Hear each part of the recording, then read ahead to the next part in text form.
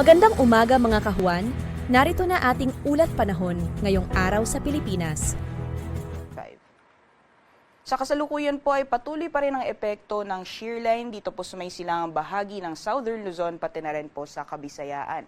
At kung makikita po natin dito sa ating latest satellite images, may mga kumpul na kaulapan po tayong namamataan, mostly dito po sa may eastern sections ng ating bansa. Sa may bahagi po ng Bicol region, pati na rin po sa mga karatig na probinsya ng Mimaropa, dyan po sa Quezon as well as Eastern Visayas, magiging maulan po yung panahon dulot po ng epekto ng shear line o yung pagsasalubong ng malamig at mainit na hangin. At dito naman po sa may eastern sections ng Mindanao, dyan po sa Caraga, pati na rin sa Davao region, ay makakaranas din po ng maulan na panahon. Dulot naman po yan ng epekto ng easterlies or yung mainit na hangin na nanggagaling sa Karagatang Pasipiko.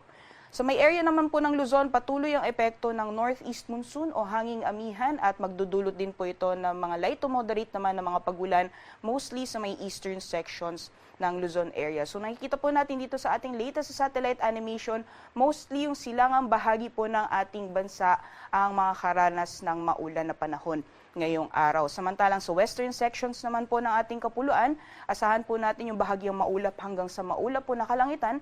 Kung may mga pag-ulan man, may hinang mga pag-ulan o mga pag-ambon ang mararanasan sa malaking bahagi or sa western sections ng Luzon area at possible pa rin po yung mga isolated na thunderstorms na usually nararanasan po sa hapon o sa gabi sa nalalabing bahagi naman po ng Visayas and Mindanao, gayon din dito sa may area ng Palawan. At sa ngayon po wala tayong minomonitor na low pressure area o bagyo sa loob at labas ng ating Philippine Area of Responsibility at sa mga susunod na araw, particularly this coming weekend, unti-unti pong hihina yung epekto nitong shear line pati na rin ng northeast monsoon. So possible po pagdating ng Sabado ay makakaranas po tayo ng mainit na panahon sa malaking bahagi ng ating bansa.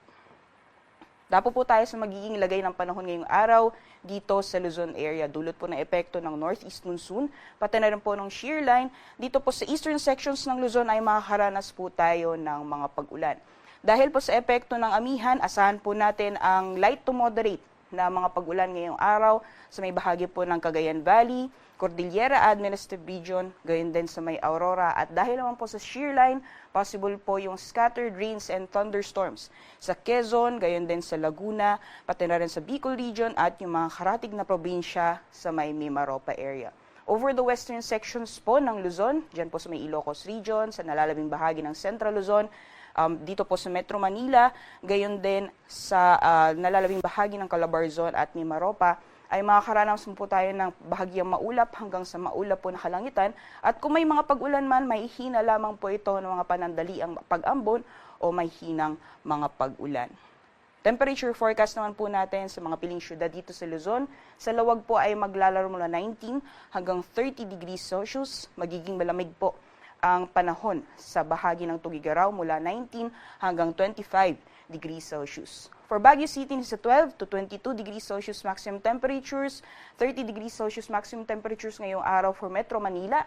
At sa Legazpi, magiging bababa din po yung maximum temperatures natin na aabot lamang ng 26 degrees Celsius. Samantalang dito po sa Tagaytay, agwat po ng temperatura ay naasahan ngayong araw maglalaro ng 20 hanggang 28 degrees Celsius. So magiging lagay naman po ng panahon sa nalalabing bahagi po ng ating bansa. Mostly eastern sections po ng Visayas and Mindanao ay makakaranas ng mga scattered rains and thunderstorms dulot po ng epekto ng shear line. Diyan po sa may eastern Visayas at easterlies naman po dulot na epekto ng easterlies sa may bahagi po ng Caraga and Davao region. So doble ingat po sa ating mga kababayan, especially po sa eastern Visayas. Possible pa rin po yung moderate to heavy na mga pagulan dulot po ng epekto ng shear line. At sa nalalabing bahagi ng Visayas and Mindanao, gayon din dito sa Palawan, asahan po natin yung bahagyang maulap hanggang sa maulap po na kalangitan at may mga posibilidad lamang po ng mga isolated na thunderstorms na mas madalas nararanasan sa hapon o sa gabi. Temperature forecast naman po sa mga piling syudad dito po sa Palawan for Kalayaan Islands, 31 degrees Celsius maximum temperatures at 32 degrees Celsius maximum temperatures naman ngayong araw para dito sa Puerto Princesa. Sa mga piling syudad naman po ng Visayas, dyan po sa Iloilo at Cebu, maximum temperatures po natin ay aabot ng 31 degrees Celsius. At sa Tacloban naman po, agwat ng temperatura ay maglalaro ng 24 hanggang 29 degrees Celsius. Sa mga piling syudad naman po ng Mindanao, dito po sa Zamboanga, ay aabot po ng 33 degrees Celsius maximum temperatures. Sa Cagayan de Oro, 23 to 31 at sa Davao naman 25 to 32 degrees Celsius. Sa kalagayan naman po ng ating karagatan, may gale warning po tayo nakataas sa ilang dagat baybayin po ng Luzon at Visayas. Yung area po na highlighted ng pula, yan po na inaasahan po natin yung maalon hanggang sa napakaalong karagatan, dyan po sa dagat baybayin ng Ilocos Norte, sa Batanes, sa Cagayan kasama ang Babuyan Islands, dyan po sa Isabela, Aurora, Northern Quezon, as well as sa northern at eastern coasts ng Polillo Islands, sa hilagang dagat baybayin po ng Camarines Sur, sa may Catanduanes, eastern coasts ng Albay, Sorsogon, northern and eastern coasts ng Northern Samar, gayon din si eastern coasts ng Eastern Samar. So yung area po na highlighted ng pula, naasahan po natin yung maalon hanggang sa napakaalong karagatan na maaaring umabot po ng 5.0 meters yung taas ng mga pag-alon. So delikado pong pumalaot, lalong-lalo na po sa ating mga kababayan na may mga maliit na sakyang pandagat. Sunrise po natin ngayong araw ay 6:25 a.m. at lulubog mamayang 5:54 p.m.